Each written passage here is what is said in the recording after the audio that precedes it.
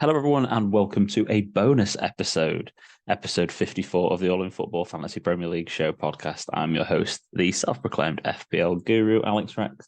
And if any of you bothered tuning into the live podcast or ever listened to it previously, I felt almost obliged to have to put together something like this now, because it was a little bit all over the place with how crazy some of the results were in the FA Cup games. So I wanted to first start off by a summary of where we're actually at in terms of the fixtures and how they're going to fall and the blanks and double game weeks that we have moving forward. So, after the results in the FA Cup, there are only three fixtures cancelled in game week 28, which involve Brighton, Fulham, Liverpool, Man City, Man United, and West Ham. They're the only teams that actually blank in game week 28. Nothing has changed with the game week 29 schedule. And also now looking forward to game week 32, there is a maximum of two fixtures that can cancel. So Man City and play Brighton, and that's one of the reasons for it. And they're both in the quarterfinals of the FA Cup. And then it's Fulham versus Leeds and Man United versus Chelsea, because Man U play Fulham. So one of them will get knocked out. So one of those games will happen. So there'll be two fixtures in game week 32 that won't happen more than likely, unless somehow Brighton and Man City both lose, which is highly doubtful. So how that changes the landscape of things is previously we thought that there would be a lot more blanks in game week 28, which would then have a knock-on impact to game week 32. Whereas actually what we're looking at now is a very easy to navigate game week 28 and a very easy to navigate game week 32. And instead of it being how do we navigate these the best, it's been a mindset change now to sort of how do we maximize them the most, and what chip strategy works best for your team moving forward to maximize what you're going to be able to achieve. So off the back of this as well, we have a really good idea about how double game weeks 34 and 37 are going to be. The only team who will have an extra fixture to fit in that can't fit into the scheduled midweek spaces for catch-ups, which is game week 34 and 37, are Brighton. Now, Brighton will have one extra fixture to fit in if that game against Manchester City cancels in game week 32, which is more than likely that it's going to. So let's just say that it is going to. Brighton will have three fixtures to fit in: one against Man United, one against Man City, and one against Newcastle. Now, because Man City and Man United are in European action still, and both in European competitions, what the game which will have to be slotted in somewhere in an irregular midweek with a match against Newcastle. Now, that can kind of happen anywhere, really, after game week 29. They've already announced all the fixtures game week 29. Could happen in 30, 31, 33, 35, 36, or 38. Very doubtful it'll be 35, because that's where the King's coronation is. So it'll be very difficult to slot that fixture in there. They won't want to leave it hanging on till probably late in the season's 36 when they can fit it in earlier than that. So it's probably going to be 30, 31, or 33, where there'll be an additional double game week for Brighton. My guess is 31, just because of the turnaround times between fixtures for both clubs, but it's probably going to be 30, 31, or 33. But other than that, we've pretty much got the picture now for the rest of the season, that who's going to double and who's going to blank in 34 and 30. Who's going to double, sorry, in 34? Who's going to have a double game week for the rest of the season? So the teams that will have double game weeks in 34 most likely going to be like sort of Brighton, Chelsea, Fulham, Liverpool, Man City, Man United, and West Ham. And then in 37, it's kind of open, really. There might be probably a Man United if they're still in the competitions. They'll have European commitments as well, so they'll have to fit the extra fixture in 37. That'll be the only space. But that's how the landscape lies anyway, moving forward. We've got a pretty clear picture now of how it's going to be. So it's where you play your chips and how you go about it. So in summary, from my perspective, after looking through the strategies that you can do, first of all, let's talk about wildcard 26 or 27 versus free hitting in 28. Because what I do think is you don't need to, if you're going to wildcard in this week in game week 26 or game week 27, you can create a team which is probably optimal for game week 28 as well, within sort of 4 players. So I've created a team, for an example, where you are probably only about 3 to 4 players off what you would free hit anyway in game week 28 if you were to wildcard in 26 and 27. And that team is, for example, a wildcard team of Raya and Ward as your keepers, Trippier, Zinchenko, Cash, Estupiñán and Botman, and then Saka, Maddison, Martinelli, Rashford and Matoma with Haaland, Kane and Tony. And from your free hit 28 team, you're probably only taking out Raya for Pope, maybe like a Sterling or a Kulusevski for Maddison, another midfielder for one of the blank players, but that could be a transfer that you would make anyway. And then you would probably not have Ollie Watkins, and instead you would have Ivan Toney, but you might even have Toney anyway in your draft. So you're really, really close to what your free hit team. So like a free hit 28 team would probably like Pope, Trippier, Zinchenko and Cash, Saka, Maddison, was it Maddison? Yeah, Saka, Maddison, Martinelli and maybe Sterling. And then Watkins, Kane and maybe João Felix or Ivan Toney. So again, you're not that far off what you would free hit in 28 anyway from what your wildcard team would be in 26. So for me, you either need to use your free transfers to sort of go about it in a bit of a different way. You might be happy with your team anyway, so you can use your free transfers to maybe even get to 28 if you're lucky enough to do that and have an optimal team. And that's fair enough. But a lot of us are not so happy with our teams at the moment. So to get to the optimum, you either want to use free transfers the next 2 game weeks and free at 28, or with this strategy, or you want a wildcard in 26 and 27 to not have to use a chip in 28. And then you can free hit in whatever game week you want after that, 32, 34, 37, probably the optimal ones, because they're the ones that are going to be varied. If you were going to do the wild card as well, I think also off the back of these, just to discuss bench boost briefly, off the back of everything that's happened, bench boost 29 is pretty obvious, because that's the game week which is going to have most of your bench players having doubles, because the teams that are going to double in 34 are potentially going to be Brighton and Chelsea that you wouldn't bench anyway. Maybe you might have a Fulham here, on the bench, Andreas Pereira maybe, but actually, generally speaking, your teams in 34, City, United, they just play anyway. So your bench will have single game week players on it, unless you then wildcarded in 33 to bench boost in 34, which a lot of you will be sitting there going, well, yeah, I'd do that, wouldn't I? I'd have 3 City, I'd have 3 United, I'd have 3 Chelsea. Why would I do it? Well, then your budget's going to be tough. I don't think you're going to be able to afford the sort of team that you're thinking of. If you want to do a draft team for 34, do a draft team for 34 and see if it works for you to wildcard in 33 and to dead end your team into 32, wildcard 33, and then bench boost 34. If it works for you, it works for you. But I think you're going to really struggle with budget. So I think inevitably 29 seems logical for bench boost if you've still got the chip.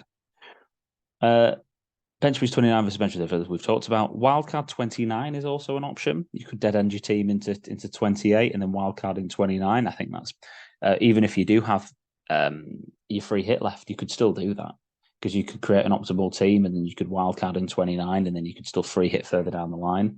I think that's ideal, probably an ideal strategy for someone who's kind of happy with their team right now and probably doesn't have their bench boost chip left. They've already used it. If they've just got their wildcard left, maybe they've already used their free hit and their bench boost, then actually a wildcard 29, because there's an international break between game week 28 and 29 as well. So actually, it's not a bad time to do it. There's a chance we'll know the game week 34 fixtures before the deadline of game week 29 as well. So then you'll know pretty much what the game week 37 fixtures are going to be as well. And the Brighton Newcastle game will have had to have been put back in. So if you are happy with your team and you can get an optimal team out in 26, 27 and 28 with free transfers and maybe one hit, There's absolutely nothing wrong with saving your wild card till game week 29 as well. So that's more than an option, I think. Wildcard 33 and bench boost 34, we've just discussed. You're probably free hitting 28 or 37 if you're going to do that. If you've got no wild card left, which some people don't, who will be listening to this, you've got a pretty clear picture about how the fixtures are gonna pan out. So you probably need to make some educated guesses on where fixtures are going to be.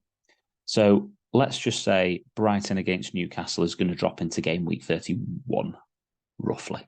Let's just say it's 31, 30 or 31. I think it almost certainly will be. I think it's going to be one of those two game weeks. It can't be 33 because that's a midweek. I think that's why that can't happen. So it can be 31, 30, 31, 35, 36. It won't be 35. I can almost guarantee that. 36 is too late in the season. It's going to be 30 or 31. So there's going to be a double game week randomly in there for Brighton and Newcastle. Other than that, you pretty much got how the fixtures are going to pan out for the rest of the season. So you've just got to plan your free transfers. You probably, if for example you've got no wildcard, you've got a free hit and a bench boost, you probably want to free hit in 28 and bench boost 29. And I hear a lot of people talking about the amount of players they have in game week 28 and saying, I can field 8, I can field 9, I can field 10. There's so many fixtures in that game week now, which makes it's really important now to have an optimum team. Because beforehand, when there was only 4 fixtures, it was like, well, how many teams can really hurt me here? Not that many, be all right. Now you look at game week 28 and there's a lot of teams that can hurt me here. I probably need to field a really good team. You will lose too much ground in game week 28 if you don't field more than like 9 players. And those 9 players also need to be quite good. So if you've just got a free hit left and no wild card, I'd almost certainly be game week 28 is probably the most difficult to navigate. Probably. So with 32 borderline. So I would probably then look at it's probably the most difficult to navigate because you have the least amount of time to make moves to get to it if we get to 32. So I think game week 28 would be if I had no wild card left but a free hit, probably using it in 28 and then bench boosting in 29 and using my free transfers around there. There's also a big argument, by the way. Big argument. To bench boost in 27 because everyone's got amazing fixtures. Like when you look at the fixtures for Manchester City, they've got Palace, Man United have got Southampton at home, Newcastle have got Wolves at home, Spurs have got Nottingham Forest at home. So at Arsenal have got Fulham. There's Liverpool have got Bournemouth. So there's some real arguments there that there's some top teams that have got some great fixtures. You might end up bench boosting 27 instead of 29 if you happen to have a lot of Brighton and Brentford players and you love the rest of your team. There's nothing wrong with doing that. Again, I think you might end up having a really good game week by doing a bench boost 27 as well. So again, an option. You could wildcard 26 to bench boost 27, but I think you'd probably be a little bit too United City heavy, and then you'd wildcard 26, bench boost 27. You'd have to free hit by doing that game week 28. So you need all of those chips. But again, you never know. Then you make free transfers before game week 32. There's a lot of different options you can do. If you've got no bench boost, then that's fine. I think a wildcard 29 is also totally fine if you've got no bench boost. If you've got no free hit, I don't think I've done that one yet. If you've got no free hit, then you just need to really focus on making sure you get an optimal team out in 28, because by automatically doing that, you'll have a decent team in 29 anyway. But you can't fall by the wayside. You can't compromise too much on game week 28. You're better off compromising a little bit on 29, because again, it's just going to hurt you if you haven't got the right players in. So my take on that, and obviously I've touched on the wildcard draft anyway, and the free hit draft as well. My take on this whole thing is obviously incredibly team dependent. I think for the casual player, if you're not happy with your team right now, maybe grind out this 1 week if you want to have a week to think about your wildcard. But wildcarding in 26 and 27 makes total sense. Just make sure you've got an optimal team for game week 28. Make sure you're really happy with that team, not just happy with the number of players you're putting out, but happy with that team in game week 28. 29 will kind of naturally take care of itself, because if you're bench boosting, you've got to use a little bit more foresight in terms of the players you want to put in. But I think it'll take care of itself for game week 29. And then moving forward, it seems relatively easy to navigate, pending anything happening in game week 35 with the King's coronation, which could be the next curveball. If you're happy with your team, play through 26. Make sure you've got a couple of doubles in 27. Naturally, then make sure you've got an optimal team in 28.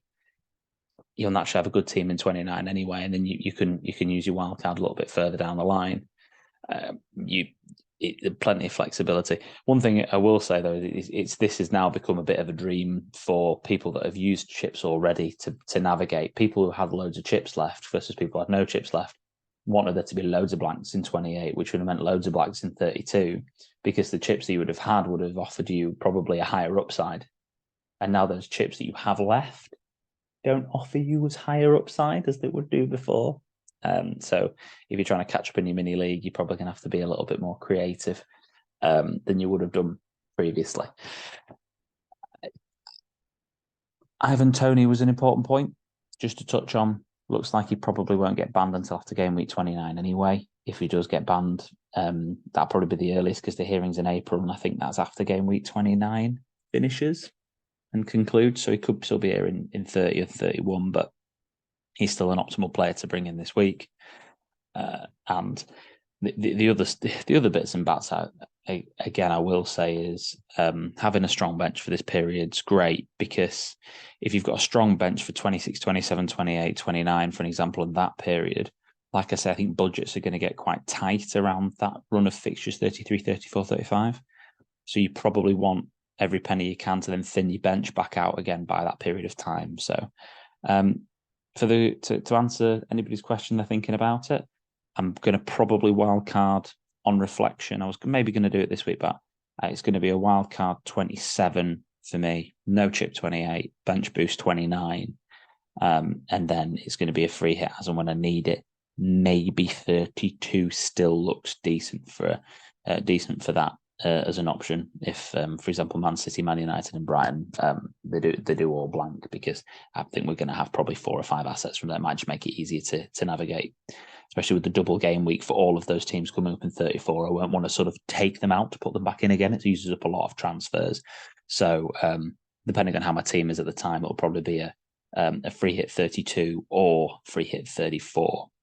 One final chip before I finish this chip strategy special. One final chip to talk about just is the triple captain. If you do have the triple captain left, you could use it, Everton, Southampton, right there. You could use it on someone like Toney. I don't think that'd be a bad move to do. And then you'd be wanting to try and use it on an optimal player, for example, like a Rashford or a Haaland this season. I'd have assumed maybe someone like a Saka. Well, that's Arsenal's double game weeks done. Their fixtures are what you see above on there. They won't change, pending, obviously, anything that we've had experienced in the last 3 years of our lives, but that'll be how it is. Villas are how they are as well, whatever else, but just in terms of fixtures, Brentford's are how they are as well. They won't change from there. Man City's, there'll be a potential double game week of Fulham and West Ham. Fulham away, West Ham at home in game week 34. Potentially Chelsea at home, Brighton away in 37. I think that 34 double game week for Man City of Fulham and West Ham, I think it does potentially, it is around Champions League though, which is difficult obviously for Haaland if they're still in. But that seems like probably the best double game week left for Haaland to use it on. That same week, it's probably going to be Villa at home and Brighton away for Man United as a double game week. So again, there's your Rashford situation. So to clarify on the triple captaincy, probably almost certainly it's going to be that game week 34. Man United have Bournemouth away and Chelsea at home in 37 potentially. That might be a double. Liverpool do have Villa at home and Fulham at home in 37 potentially, but I actually think that double game week won't happen. I think it'll be a Spurs at home, Fulham at home in 34, which, if Salah somehow decides to take off again, then fair enough. But either way, bottom line, probably game week 34 triple captain. So if you have a triple captaincy chip left and a bench boost chip, and a free hit and a wild card, you're probably going to be, if you're not happy with your team right now, wildcard 26-27, bench boost 29, free hit 32, triple captain 34. If you are happy with your team, then it could potentially be a free hit 32. What am I talking about? Free hit 28, bench boost 29, wildcard 33, triple captain 34. So that's a few chip strategies that you could use. But again, it's all team dependent for you guys.